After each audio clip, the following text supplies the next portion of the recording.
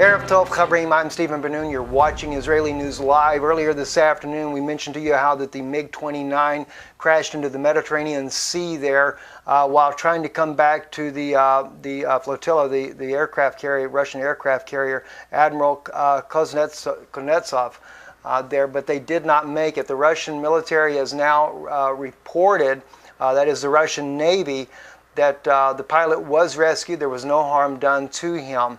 And so it's all well there. But kind of taking you guys, I want to kind of look at a lot of things that we've kind of been missing over here for the last couple of days. I've been more distracted with kind of looking at what's going on with the elections. And for me, the election is not my strong point in the first place, but I've kind of watched it more closely because of my concerns of war with Russia here in Europe, and as well, I'm always in Israel quite frequently there. And that's my home. That's my homeland is Israel. So I'm always concerned about what's going on in Israel as far as the Syrian war and the different things that are going on there. So I want to kind of get back and let's look at things that are going on because things are still heating up. And I'm not here to fearmonger. I know some people say that, oh, you're fearmongering. No, I try to give you the information to where maybe someone can make a difference in this. And I think the American people, they made the difference when they voted for Donald Trump. You know, I do have issues that I'm not very comfortable with about Donald Trump, but I do have an appreciation, though, that he wants to work with Russia. He wants to rebuild the economy for America. There's good things that this man wants to achieve. He also wants to stop fighting against Russia in the Middle East and help Russia to defeat ISIS. These are things that I'm very supportive of, and I appreciate this about President-elect Donald Trump. And my biggest concern is, though, is that Obama might try to do something really radical before Donald Trump gets into office where these things could be changed. At the same time, I'm going to be looking at in the very near future, though, with you more about the New World Order and how that these things may have been planned all along from the beginning. And I know people may not want to hear that, but even the fact that the European Union has been creating what they call a world army over here, and no one could really understand why. Why do we need to replace NATO? Well, now Donald Trump's talking about pulling out of NATO. Maybe they knew that this was coming. We're going to go into that, but this isn't the time. Right now, let's take a look at other news that's going on. Britain is set to deploy batteries of high-precision long-range missiles on Russia's border. They're actually going to Estonia. And these are very serious ballistic missiles. We have not seen this, and this is bigger than during the time of the Cold War. Putting this type of ballistic, high-precision ballistic missiles there in Estonia there on Russia's border, friends, this is not good at all. We're talking about a guided multiple launch rocket systems capable of destroying tanks within a 45-mile range will be lined up on Russia's border. It's not a nuclear missile, but they don't really need a nuclear missile. There's enough nuclear missiles in Germany and Romania already that would take care of that. In fact, I saw photos earlier today of the missile launcher systems over there in Romania today being set up as well, part of a program that the United States was doing, a war game that they're doing over in Romania. So tensions are still very high here in Europe on Russia's border, even though Donald Trump is now the president-elect, and it seems to kind of cool things down a little bit. There's still a lot of tensions and a lot of stress. I don't think that we would see Russia try to do the first strike situation here, but if anything, you never know what could happen with NATO with their nerves being on edge as it is. Moving right along, though, as I said, Obama certainly has not changed his mind and about what he's doing in his pledge to help NATO. The 3rd Armored Brigade Combat Team 4th Infantry Division has begun its movement to Europe, loading the first trains this week that will send heavy brigades worth of tanks, Bradley fighting vehicles, and other equipment overseas in support of Operation Atlantic Resolve. So Obama is going straight ahead. He is not backing down by building up more and more and more on Russia's border. You know, all it's going to take is one mistake. There's a lot of flights that are being done over the air there. Even Vladimir Putin has asked NATO to use transponders. Let's keep from having a problem over the Baltic here. but NATO has refused. They're not going to use transponders. So all it's going to take is going to be a crash. Somebody's going to crash into the other, something's going to happen, missiles are going to fly, and this thing could really get out of control in a hurry. But I think that Putin is really trying his best to keep things low-key, just as he has in Syria. He did a no-fly zone, no bombing campaign over Aleppo and the region there around Aleppo for more than 2 weeks now, and trying to bring about a cessation of hostilities, only to be repaid by the Syrian, the U.S.-backed rebels and the al-Nusra and al-Qaeda forces there. They have bombed civilians. They have used chemical weapons on the civilian populations in there.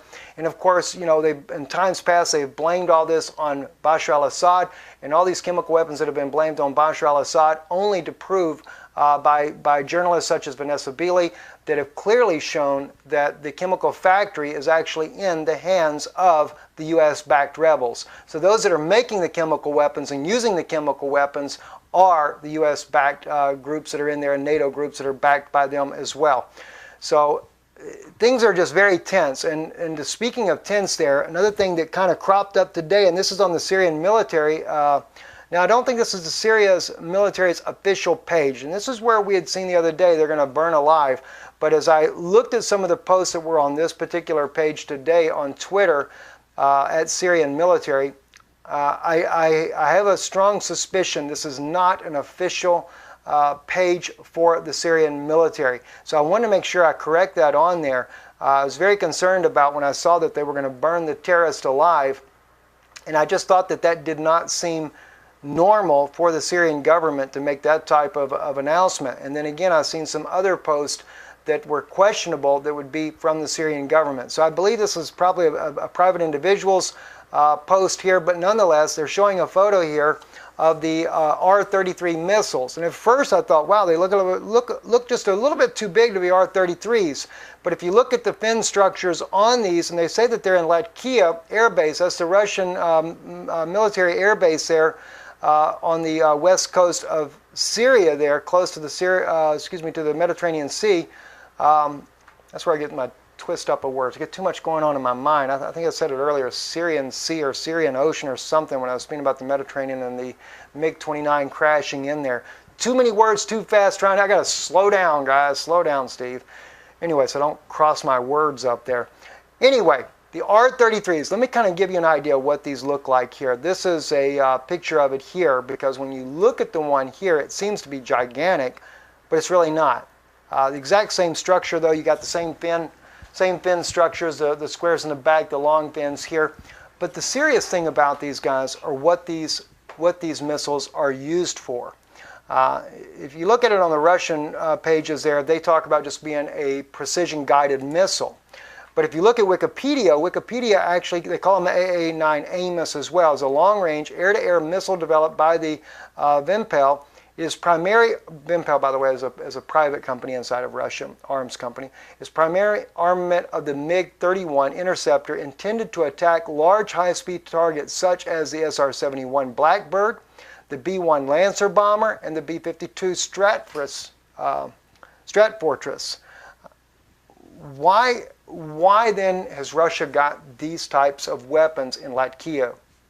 That would be my question. Why are they there? I believe that Russia has these type missiles there because Russia is still concerned that Obama may get involved once they begin their campaign to finally take Aleppo. You have to remember, it is a proxy war still between Russia and the United States. And practically, there's been many war specialists that have spoke about this, that this is a proxy war. And it's obvious because the United States is backing the rebels there, the Syrian rebels, which have joined in with al-Nusra and al-Qaeda. They've all joined as one, so basically the U.S. is backing all three groups now. Different NATO members are backing different groups inside of Syria, all of them with the major intent and purpose to topple Bashar al-Assad. Okay, so that's what they're there for. And we know that as well, Kerry had already threatened that if they were to take and impose a no-fly zone over Syria, which they had talked about doing more than once, they would have to go in there and take out all of Russia's, S-300, S-400 air defense systems there. And not only that, he said, then we would have to make sure we ground every plane. Well, does that mean grounding them by shooting them down, etc.? I think that Russia is concerned that they may get into an altercation with NATO even over Syria, because they have been very intent on toppling Bashar al-Assad. Has Obama given up on Syria? I don't know. I don't think so, because they continue to arm the Syrian opposition. Al-Nusra continues to get Grad launchers, Grad missiles, etc. Heavier and heavier military power has come into the nation there to fight against Russia and the Syrian military. So I don't think they've given up on this as of yet, and I think that this is something that Russia is doing as a backup plan. They're going to arm their R-31s so that in the event they get into a war in the air, they've got some extra firepower. Don't say that America doesn't have it and NATO doesn't have it. Sure they do. They all have firepower. NATO has a lot more planes than Russia ever thought about having in that case. Final closing in our broadcast tonight here, something I thought was important that I wanted to bring up to your attention as well. It's on the Times of Israel. Israel to launch a major expedition to find Dead Sea Scrolls. 3-year bid to find more biblical manuscripts will begin next month, Israel's Antiquities Authority officials says. I think it's an incredible thing that they're doing, and I pray to God that they do it, and they do it quickly, because I am very concerned that in the very near future they're going to make Jerusalem an international city, and it will be ran by the United Nations. In fact, I just got a message from Brother Kellen Davison, who is in Israel, and he has said to me, he said, Steve, I have not seen this number of UN vehicles in and around the old city, never before as I am seeing now. And I will be back in Israel here in the next couple of weeks myself, God willing. But I am concerned as well. When I start hearing things like this, we know it's coming. This is why when President-elect Donald Trump was talking about putting the embassy in Jerusalem, he caught so much flack from the Arabic community. 57 nations talking about boycotting and pulling out their ambassadors from the United States if he were to do that. They are majorly pushing this for this to be the New World Order capital, possibly. I know that there's been other suggestions that the capital may be in other parts of the Middle East, but I think Jerusalem may end up being where they're going to put the capital at. So very serious situation. It's where the Antichrist will try to rule from as well. So I'm praying that Israel can get these scrolls, because the last time the scrolls were discovered back in 1948, 49, and 47 even, I believe, as early as dates that these scrolls were being discovered.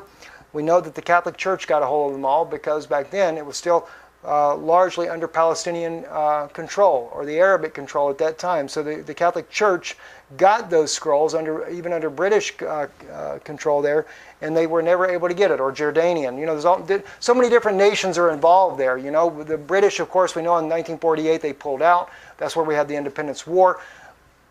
Not saying I don't understand the history. We know that the Jordanians fought along with Israel in order to be able to stop Israel from taking more of the land that belonged to the Jewish people. And then what happened is that's how we ended up with the West Bank. That's from where the Jordanians fought, and we also lost Jerusalem in the War of Independence. It wasn't until 1967 that we took Jerusalem back in the fight there, when all the Arabic nations come against Israel. And finally Israel took the old city there, only to give up the Temple Mount back to the Palestinian, as they call it today, the Palestinian Authority. They weren't the Palestinian Authority there. It was basically the Jordanians.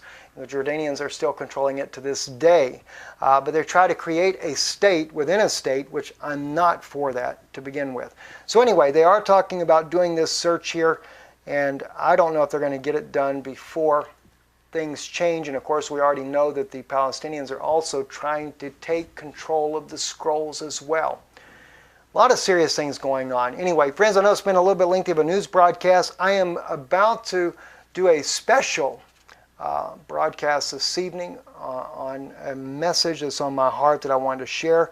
And I'm thinking about uploading it here on Israeli News Live as well, because people still have not recognized we have another channel called the Noon Institute. I may just load part of it here tonight and put the rest on the Noon Institute, so those of you that want to be able to see these type messages can go to our new channel for that. I'm Stephen Ben-Nun, watching. Shalom.